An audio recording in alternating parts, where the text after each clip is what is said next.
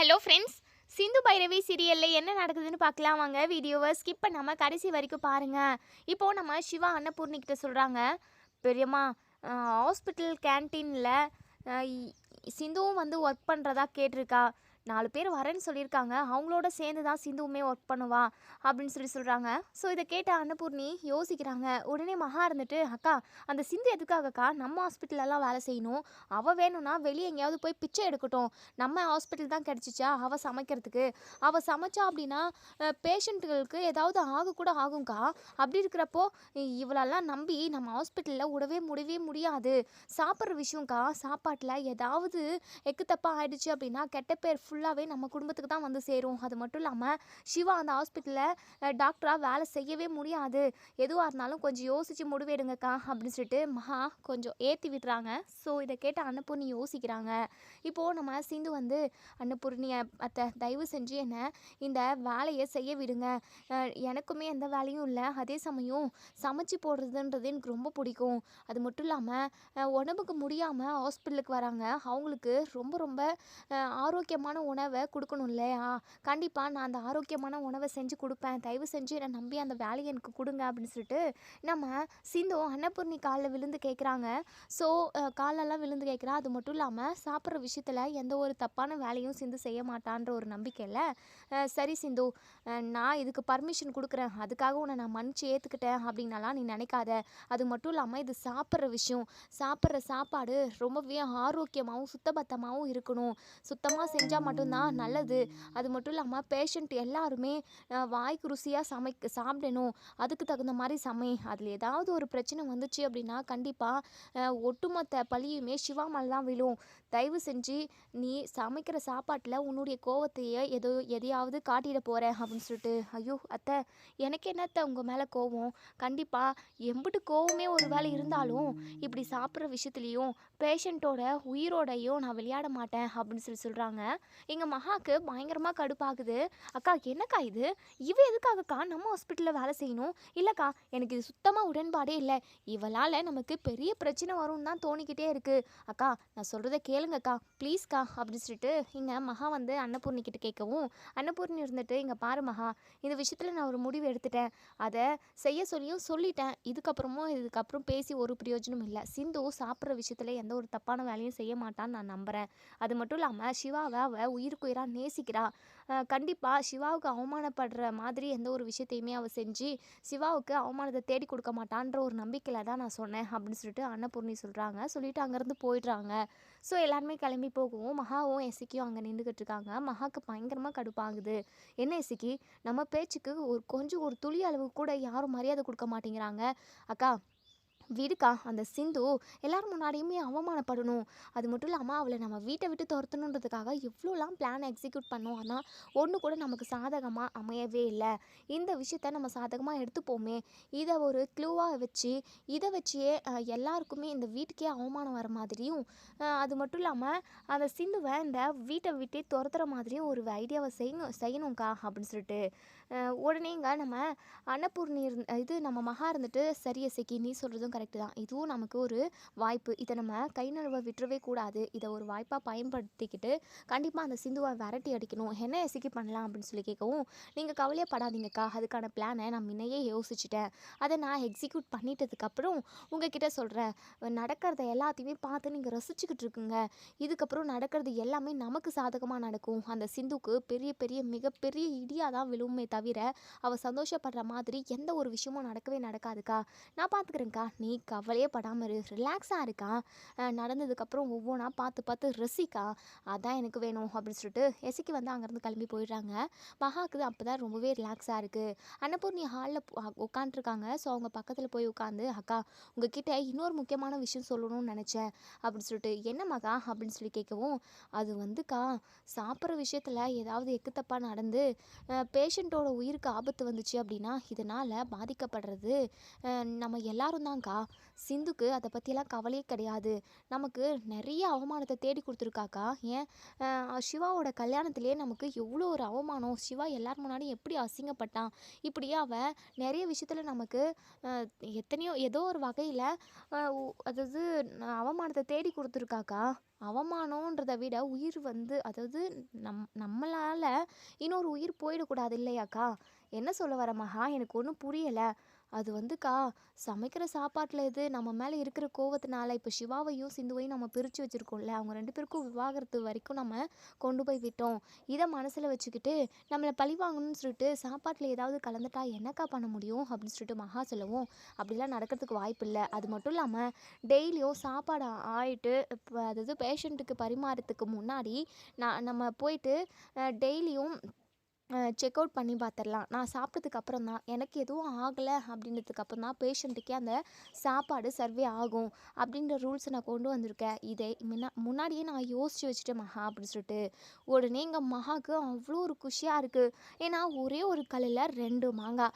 இப்போது எஸ்சிக்கு பிளான் பண்ணபடி ஏதாவது ஒரு பிளானை எக்ஸிக்யூட் பண்ணி சிந்துக்கு அவமானத்தை தேடி கொடுக்கணும் அப்படின்றதுக்காக ஏதோ ஒரு பிளான் பண்ணியிருக்காங்க தான். ஸோ இப்போது சிந்து மட்டும் எப்படியும் சாப்பாட்டில் ஏதாவது கலக்கிற ஐடியா தான் இந்த எஸ்ஐக்யூமே பிளான் பண்ணியிருப்பான். ஸோ சாப்பாடை சாப்பிட்றவங்களுக்கு ஏதாவது ஒன்று ஆகணும். அப்போது பேஷண்ட் எல்லாருமே சாப்பிட்றதுக்கு முன்னாடி நம்ம அன்னபூர்ணி சாப்பிடுவாங்க.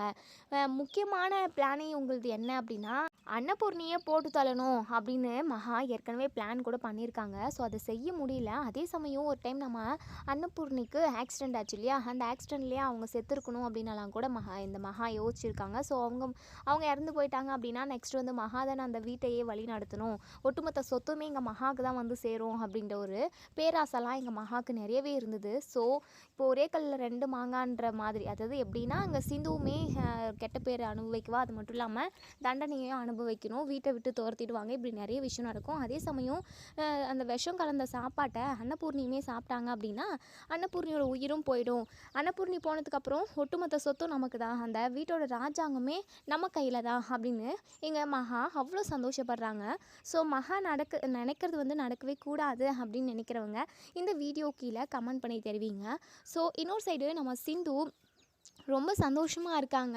ஏன் அப்படின்னா அன்னபூர்ணி வந்து ஹாஸ்பிட்டலில் கேன்டீனில் வேலை செய்கிறதுக்கு ஓகே சொல்லிட்டாங்க. ஸோ அதனால தான் கோவிலுக்கு போயிட்டு சாமிக்கு நன்றி சொல்லிவிட்டு நான் சமைக்கிற சாப்பாடு நல்லபடியாக அதாவது எல்லாருக்குமே போய் சேரணும், அதனால் எந்த ஒரு பிரச்சனையுமே வந்துடக்கூடாது, அப்படி ஏதாவது ஒரு பிரச்சனை வந்தாலுமே அதுக்கு நீ தான் என் பக்கத்துணையாக நிற்கணும் அப்படின்ற மாதிரியெல்லாம் இங்கே நம்ம சிந்து வந்து சாமிக்கிட்ட வேண்டிக்கிறாங்க. ஸோ இங்கே சாமியுமே அதாவது சாமி மேலேருந்து பூ விழுது. நம்ம சிந்துக்கு ரொம்ப சந்தோஷமாக இருக்குது. எப்போவுமே நம்ம சிந்துக்கு ஏதாவது ஒரு கெடுதல் நடந்தாலுமே கண்டிப்பாக அந்த கடவுள் துணையாக இருப்பாங்க. ஸோ ஏதாவது ஒரு விதத்தில் நம்ம சிந்துவை காப்பாற்ற செய்வாங்க அந்த கடவுள். ஸோ நம்ம சிந்து ரொம்பவே சந்தோஷமாக வீட்டுக்கு வந்து நம்ம சிவா கிட்ட தான் வராங்க. ஸோ சிவாவுக்கு திருநீரெல்லாம் வச்சு விடுறாங்க. டாக்டரே நான் ரொம்ப சந்தோஷமாக இருக்கேன் டாக்டரே, நாளையிலேருந்து நான் சமைக்க ஆரம்பிச்சிடுறேன், வீட்டிலே இருந்து சமைச்சு அங்கே எடுத்துகிட்டு போயிட்டுனா நல்லாயிருக்குமா, இல்லை அங்கே கேட்ரிங்லேயே அங்கேயே அதாவது கேன்டீன்லேயே இடமெல்லாம் இருக்கா டாக்டரே? இருக்குல்ல அப்படின்ற மாதிரி. அங்கேயே இருக்குது சிந்து, அங்கேவே சமைச்சு கரெக்டான டைமுக்கு பேஷண்ட்களுக்கு சாப்பாடு வந்துச்சு அப்படின்னாவே போதும், ஆரோக்கியமானதாக இருக்கணும் அப்படின்ற மாதிரிலாம் சொல்கிறாங்க. நீ கவலையே படாத டாக்டரே, இந்த சிந்து எப்படி அசத்துறான்னு மட்டும் பார்த்துக்கோ டாக்டரே அப்படின்னு சொல்லிட்டு. ஆமாம் டாக்டரே, ஒவ்வொரு நாளைக்கு ஒவ்வொன்று சமைக்கணுமா, இல்லை மத்தியானத்தில் இதுதான் அப்படின்னு சொல்லிட்டு ஏதாவது மெனு இது இருக்கா அப்படின்ற மாதிரி கேட்கவும், அப்படியெல்லாம் இல்லை, ஒவ்வொரு நாளைக்கும் ஒவ்வொன்று, வாரத்தில் 7 நாள் இருக்கியா, 7 நாளுமே ஒவ்வொரு டிஷ் சமைக்கணும் ஓகேவா அப்படின்னு சொல்கிறாங்க. சரி டாக்டரே நான் பார்த்துக்கிறேன், அசத்திடுறேன் அப்படின்னு சொல்லிட்டு சிந்து அவ்வளோ சந்தோஷமாக இருக்காங்க. உடனே இதெல்லாமே பார்த்துக்கிட்டு இருந்தேன் எங்கள் எசக்கியும் மகாவும். பார்த்தியா எசக்கி, இந்த சிந்துக்கு எம்பிட்டு சந்தோஷமாக இருக்குன்னு சொல்லிட்டு இவளோட சந்தோஷத்தை ஒட்டு மொத்தமாக சீர்குலைக்கணும் எசக்கி. அக்கா அதுக்கான ஏற்பாடு எல்லாமே பண்ணிட்டேன்.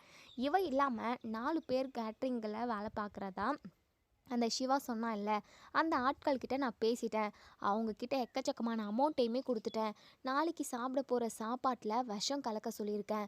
அந்த விஷத்தை சாப்பிட்டாங்க அப்படின்னா சாப்பிட்ற ஒட்டுமொத்த பேருமே அப்படியே அடுத்த செகண்டே காலி ஆகிடுவாங்க.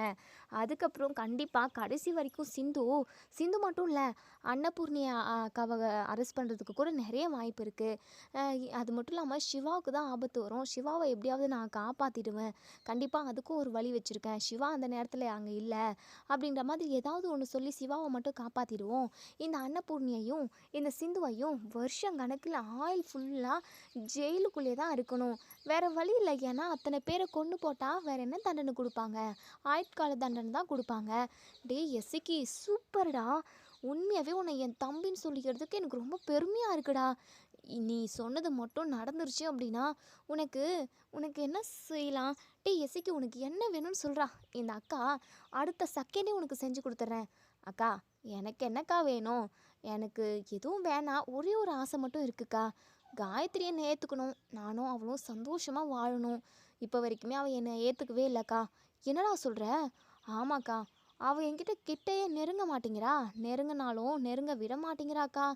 அவன் லவ் பண்ணால அந்த பையனை தான் நினச்சிக்கிட்டு இருக்கா. அவன் கூட ஒன்று சேர்த்து வைக்குவான்னு ஒரு நாள் கேட்டேன்ட்டு எசிக்கி சும்மா தான்க்கா கேட்டேன், அவன் மனசில் என்ன இருக்குன்னு தெரிஞ்சுக்கிறதுக்கு.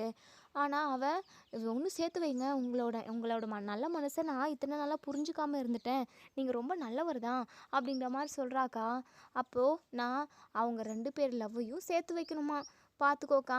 அவள் கழுத்தில் தாலியை கட்டிட்டு அவளுக்காக ஒவ்வொரு நிமிஷமும் ஏங்கி தவிக்கிற என்ன புரிஞ்சுக்க மாட்டேங்கிறா. லவ் பண்ணவன் தான் வேணும்னு சொல்லிட்டு ஒத்த காலை நின்றுக்கிட்டு இருக்காக்கா. எனக்கு ஒரே ஒரு ஆசை தான், அவள் கூட ஒன்று சேர்ந்து சந்தோஷமாக வாழணும்க்கா. அது மட்டும் போதுங்க்கா. மற்றபடி பெருசாக நான் என்ன கேட்டுற போகிறேன்? டேசிக்கி நீ கவலையே படாதடா. காயத்ரியோட மனசை நான் மாத்துறேன். அதுக்குன்னே ஒருத்தவங்க என்கிட்ட கைவசம் ஆள் இருக்காங்க.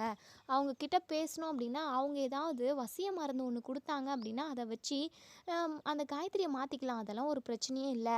இந்த கேட்ரிங்கில் ஏதாவது சிந்துக்கு பிரச்சனையை வர வச்சு சிந்துவையும் அன்னபூர்ணியும் ஜெயிலுக்கு அனுப்பிட்டோம் அப்படின்னா நெக்ஸ்ட்டு நம்ம என்ன சொல்கிறோமோ அதானே இந்த வீட்டில் ரூல். அது மட்டும் இல்லாமல் இந்த பைரவி தாம்தும்னு குதிப்பா, ஓவராக ஆடுவா. அவளெல்லாம் அடைக்கிறல. அன்னபூர்ணி இல்லை அப்படின்னா அவளாம் ஒரு ஆளே இல்லை அப்படின்ற மாதிரி மகா வந்து சொல்கிறாங்க. ஸோ எஸ்சிக்குமே சரிக்கா, கண்டிப்பாக நாளைக்கு பாரு கூத்த. ஒவ்வொருத்தருமே அப்படியே கதி கலங்கி போயிருக்க போகிறாங்க அப்படின்னு சொல்லிட்டு. அது மட்டும் இல்லாமல் இங்கே மகா இருந்துட்டு எஸ்சிக்கு சாப்பாடு செஞ்சதுக்கப்புறம் ஆளாக அன்னபூர்ணி அக்கா தான் சாப்பிடுவாங்களாம். அன்னபூர்ணி அக்கா சாப்பிட்டதுக்கப்புறம் தான் மற்ற எல்லா பேஷண்ட்டுங்களுக்குமே சாப்பாடு சர்வே பண்ண முடியுன்ற மாதிரி அன்னபூர்ணி அக்கா சொல்கிறாங்க. அப்போது அந்த விஷம் கலந்த சாப்பாட்டை அன்னபூர்ணி அக்கா சாப்பிட்டாங்க அப்படின்னா அது அன்னபூர்ணி அக்காவை மட்டும்தானே பாதிக்கும். அதுக்கப்புறம் பேஷண்ட்டை யாரையுமே பாதிக்காதே. அக்கா விடுக்கா, யாரையோ ஒன்று பாதிச்சிச்சு. அந்த விஷத்தை சாப்பிட்டுட்டு அன்னபூர்ணியும் போய் சேர்ந்துட்டா அப்படின்னா அதுக்கப்புறம் நமக்கும் ஈஸி தானே. ஜெயிலில் இருந்தாவாச்சு என்னைக்காவது இந்த ஆறுமுகமும் சிவாவும் சேர்ந்து வெளியே கொண்டு வந்துடுவாங்க. ஒரே அடியாக உலகத்தை விட்டு போனால் நமக்கு பிரச்சனை இல்லை தானே.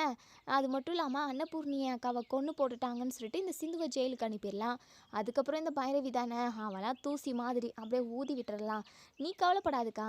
நாளைக்கு நம்ம நினச்ச மாதிரி சந்தோஷமாக அப்படியே என்ஜாய் பண்ண போகிறோம். ஒவ்வொரு விஷயம் நடக்க அப்படியே பார்த்து குழுன்னு என்ஜாய் பண்ணணும்க்கா.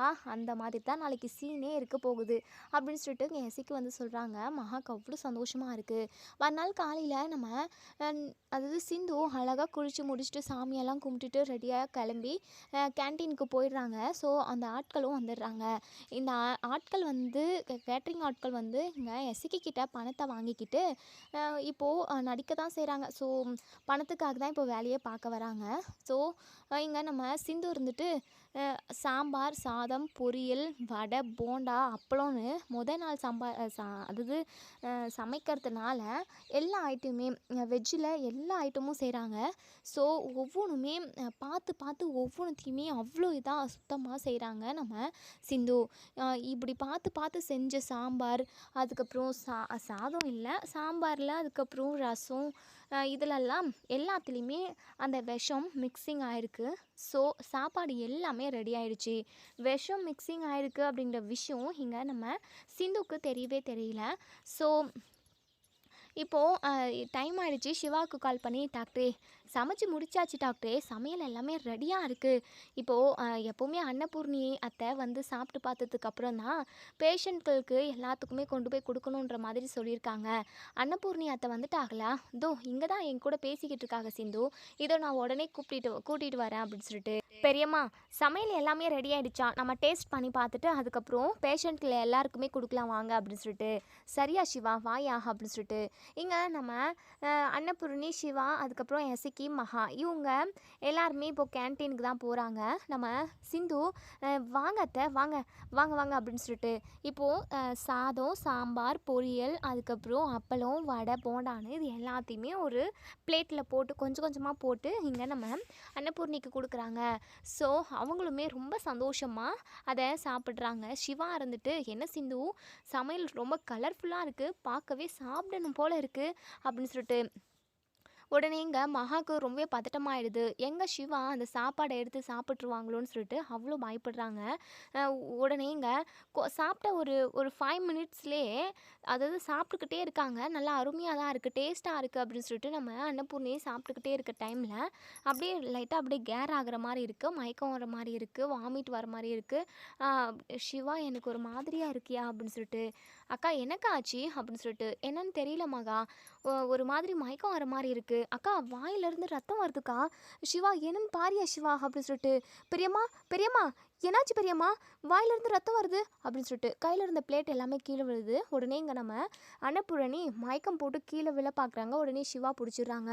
சிந்து அதுக்கப்புறம் எல்லாருமே ரொம்பவே பதட்டப்படுறாங்க.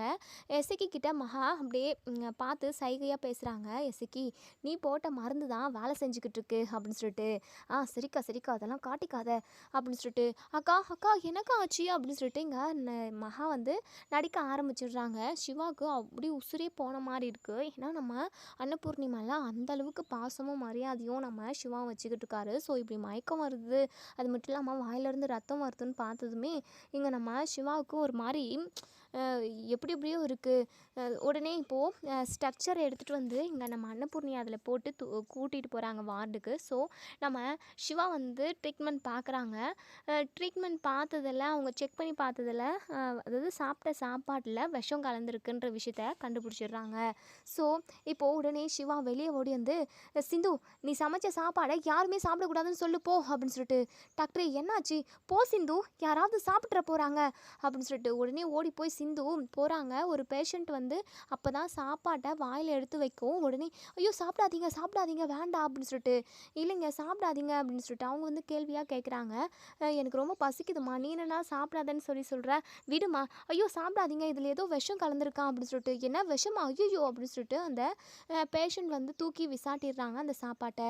ஸோ உடனே சிந்துங்க ஓடி வந்து, டாக்டரே என்ன டாக்டரே சொல்கிற, சாப்பாட்டில் விஷம் கலந்துருக்குன்ற மாதிரி நீ சொல்ல வந்த, என்னாச்சு, எப்படி அத்தை மயக்கம் போட்டு விழுந்தாங்க, அவங்க வாயிலிருந்து ஏன் பிளட் வந்தது அப்படின்னு சொல்லிட்டு இங்கே சிந்து கேட்கவும் உடனே இங்கே நம்ம மகாவுமே கேட்குறாங்க, சிவா என்னையா சொல்லியா என்னையா ஆச்சு அப்படின்னு சொல்லிட்டு, நம்ம சிவா இருந்துட்டு, அம்மா சாப்பாட்டில் விஷம் கலந்துருக்கு, எப்படி கலந்ததுன்னே தெரியலையே, ஐயோ விஷமா எப்படி கலந்துருக்கும், அது எப்படிப்பா கலந்துருக்கும், அதான் இவ இருக்காளே சிந்து இவ தானே சமைச்சா, இவ தான் அந்த விஷத்தை கலந்துருக்கணும், நான் அப்போவே அன்னபூர்ணி அக்காவுக்கு அவ்வளோ டைம் நான் எடுத்து சொன்னேன், வேண்டாக்கா அவள் நம்ம மேலே இருக்கிற கோவத்தில் ஏதாவது பண்ணிட போகிறா அப்படின்னு சொல்லிட்டு, ஆனால் இவ இவ்வளோ சீக்கிரம் வேலையை காட்டுவான்னு நான் கொஞ்சம் கூட நினச்சி பார்க்கல, சிந்து உன்னால் தாண்டி இப்போது அன்னபூர்ணி அக்கா ரொம்பவே சீரியஸான கண்டிஷனில் இருக்காங்க, உனக்கெல்லாம் கொஞ்சம் கூட மனசாட்சி இல்லை, என்ன தான் எங்கள் மேலே கோவம் இருந்தாலும் அதுக்காக சாப்பாட்டில் விஷமாக வைக்கவ, இங்கே பாரு சிந்து நீ பண்ணதுக்கு கண்டிப்பாக அனுபவிச்சு தான் ஆகணும், அன்னபூர்ணி அக்காவுக்கு மட்டும் ஏதாவது ஆயிடுச்சு அப்படின்னா கண்டிப்பாக உன்னை சும்மாவே விட மாட்டேன்டி,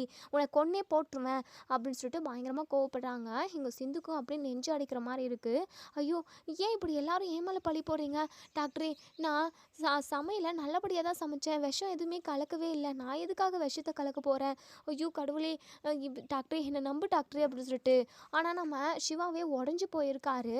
சிந்து என்கிட்ட பேசவே பேசாத சிந்து, நீ இப்படி பண்ணுவோன்னு நான் கொஞ்சம் கூட எதிர்பார்க்கல, நீ பேஷண்ட்களுக்கு நல்லா ஆரோக்கியமான சமையலை சமைச்சு போடுவன்றதுக்காக தான் உன்னை நான் இதில் வேலையிற்கே சேர்த்தனேன், ஆனால் நீ என்னடனா இவ்வளோ பெரிய குண்டை தூக்கி போட்டிருக்க, அன்னபூர்ணி பெரியம்மாவுக்கு மட்டும் ஏதாவது ஆயிடுச்சு அப்படின்னா நான் உன்னை சும்மா விட மாட்டேன் சிந்து, அது மட்டும் இல்லாமல் அன்னபூர்ணி பெரியம்மா சாப்பிட்டதுக்கு அப்புறம் கூட கொஞ்ச நேரம் கழித்து இந்த மாதிரி இருந்தது அப்படின்னா அது நல்லா தானே இருக்குதுன்னு சொல்லிட்டு பேஷண்ட் எல்லாருமே சாப்பிட்ருந்துருந்தாங்க அப்படின்னா அவ்வளோதான் என்ன நிலமை, ஐயோ நினச்சி கூட பார்க்க முடியல, இப்போவே பெரியம்மா மூச்சு பேச்சு இல்லாமல் கிடக்குறாங்க, அவங்களுக்குமே இப்போ ட்ரீட்மெண்ட் போய்கிட்டு தான் இருக்குது, ஐயோ கடவுளே நான் என்ன பண்ணுவேன், ஐயோ பெரியம்மாவுக்கு எதுவும் ஆகவே கூடாது அப்படின்னு சொல்லிட்டு சிந்து அப்படியே கதறி கதறி அழுகுறாங்க.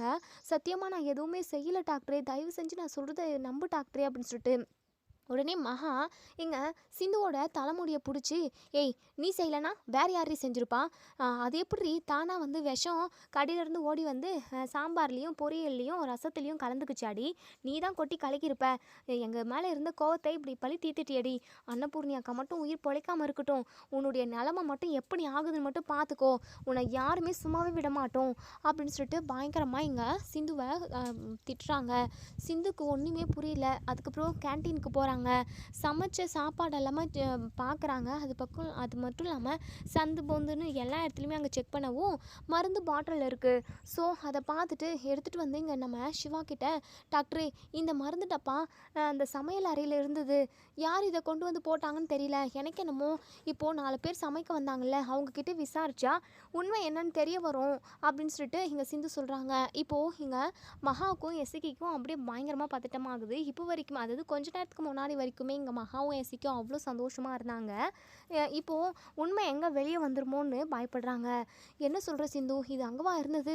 ஆமாம் டாக்டரே, கண்டிப்பாக 4 கேட்ரிங் ஆட்கள் வந்திருந்தாங்க இல்லையா, அவங்க தான் ஏதோ ஒரு வேலை பார்த்துருக்கணும். அவங்க எல்லாருமே அங்கே தான் இருக்காங்க.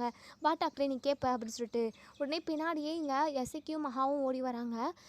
நம்ம அதாவது அன்னபூர்ணிக்கு ஒரு பக்கம் ட்ரீட்மெண்ட் போய்கிட்டு தான் இருக்குது. ஸோ இங்கே நம்ம சிவா இங்கே அந்த கேட்ரிங் ஆட்களை வந்து கேட்குறாங்க, இங்கே பாருங்கள், நீங்கள் புதுசாக தான் வந்திருக்கீங்க. உங்களை பற்றி என்ன எதுனால எனக்கு தெரியாது. நீங்கள் நல்லபடியாக சமைச்சு கொடுப்பீங்க.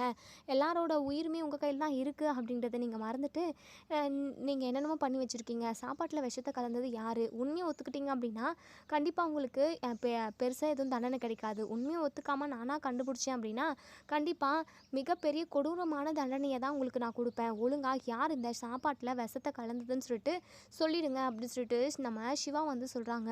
ஸோ 4 பேருமே பதட்டப்படுறாங்க, பயப்படுறாங்க, திருட்டு முழிக்கிறாங்க. உடனே இங்கே நம்ம எஸ்சிக்கு அவங்க 4 பேர்கிட்டையுமே அப்படியே கண்ணால் சைகை பண்ணுறாங்க. விஷயத்த சொன்னீங்க அப்படின்னா உங்கள் குடும்பத்தில் உள்ள ஒட்டுமொத்த பேருமே தூக்கிடுவேன் அப்படிங்கிற மாதிரி மிரட்டுறாங்க. ஸோ அவங்களுக்கு என்ன பண்ணுறதுனே தெரியல. இங்கே சிவா இருந்துட்டு சொல்ல போகிறீங்களா, இப்போ நான் போலீஸ்க்கு கால் பண்ணவா அப்படின்னு சொல்லிட்டு கேட்குறாங்க. இப்போது அந்த 4 பேருமே திருட்டு மொழி தான் முழிச்சுக்கிட்டு இருக்காங்களே தவிர தன்னோட வாயிலிருந்து நான் இந்த விஷயத்த போடலை, நான் போட்டேன்னு கூட வரல. எல்லாருமே பயந்து நடுங்கிக்கிட்டு தான் இருக்காங்க. ஸோ இவங்க மேலே டவுட் வந்துருச்சு நம்ம சிவாக்கு. உடனே சஞ்சய்க்கு கால் பண்ணி விஷயத்த சொல்கிறாங்க. உடனே இங்கே சஞ்சயுமே கிளம்பி வந்துடுறாங்க. சஞ்சய், இவங்க 4 பேருமே வாயவே திறக்க மாட்டேங்கிறாங்க. இவங்களுக்கு பின்னாடி யாராவது இருக்காங்களா, இல்லை இவங்களா சேர்ந்து தான் இப்படி ஒரு விஷயத்த பண்ணாங்களா, இல்லை இவங்களுக்கு பின்னாடி இருந்து ஸ்னேகா தான் இப்படி ஒரு விஷயத்த செஞ்சாலான்னு எனக்கு ஒன்றுமே புரியல. இப்போ அன்னபூர்ணி பெரியம்மா ரொம்பவே சீரியஸான கண்டிஷனில் இருக்காங்க. அது மட்டும் இல்லாமல் பேஷண்ட்க்கு எல்லாருமே சாப்பிட்ருந்தாங்க அப்படின்னா அவ்வளோதான், ரொம்ப ரிஸ்க் ஆகிட்ருக்கோம். இப்போவே பெரியம்மா இருக்கிற நிலைமையை பார்த்தா எனக்கு அப்படியே ஒரு மாதிரி ரொம்ப கஷ்டமாக இருக்குது. இங்கே நின்று என்னால் பேசக்கூட முடியல. என் நினப்பு எல்லாமே என் பெரியம்மா மேலே தான் இருக்குது. கண்டிப்பாக என் பெரியம்மாவை நான் எப்படியாவது காப்பாற்றிடுவேன். ஆனால் அதுக்கு முன்னாடி என் பெரியம்மாவுக்கு இப்படி ஒரு நிலைமையை ஏற்படுத்தி கொடுத்த அந்த ஆள் யாருன்னு எனக்கு தெரிஞ்சே ஆகணும். இவங்களுக்கு பின்னாடி யார் இருக்காங்க, இல்லை இவங்களா செஞ்சாங்களா, இல்லை பணத்துக்கு ஆசைப்பட்டு செஞ்சாங்களான்றதை நீங்கள் கண்டுபிடிச்சி சொல்லுங்கள் சார் அப்படின்னு சொல்லிட்டு சஞ்சய் இருந்துட்டு, நீங்கள் கவலையப்படாதீங்க, அடிக்கிற அடியில் இவங்க எப்படி உண்மையை ஒத்துக்கிறாங்கன்னு மட்டும் பாருங்கள் நீங்கள்.